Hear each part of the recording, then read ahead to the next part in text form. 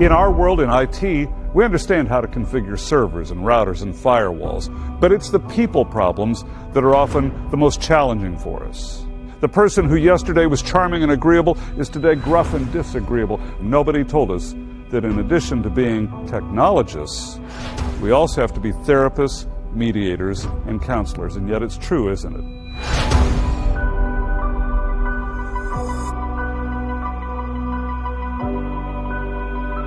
Our jobs are not about technology. Our jobs are about helping our end users do their jobs more productively, creatively, and efficiently. And if it doesn't solve a human problem, then what's the point?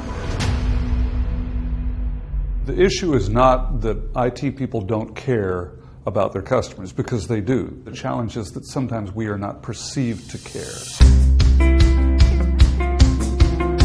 One of the things that I do in my work with IT people is I help them find ways to show that they care. Little things that are really nuanced that to a technical person they wouldn't think of. Now, I've had the privilege of working with IT people all over the world, and I've observed IT people who get it, people who are leading rich, fulfilling lives filled with happiness and success. I've also observed IT people who are struggling, and I began to wonder if maybe there were some quantifiable differences between the two different groups of people. And it turns out that I think there are 5 principles, 5 key components of great customer service. Deep technical competence, compassion, empathy, the ability to put yourself in the other person's position, the ability to be a good listener, and finally, respect. Competence is critically important, but what we remember is how we were treated, how people made us feel. Most of us can learn people skills. They're simply beliefs and behaviors, and just like anything, they can be learned.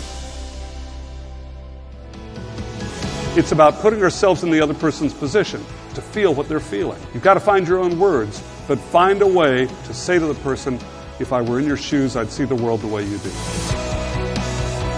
How many of us have ever talked about the ID10T error? You know the picnic error? Problem in chair, not in computer. You know, I've said those, you've said them, and yet the reality is that we're blaming our end users for the problem with the computer. Other speakers, especially within the realm of customer service, may be talking about procedures for dealing with customers, but I change hearts and minds.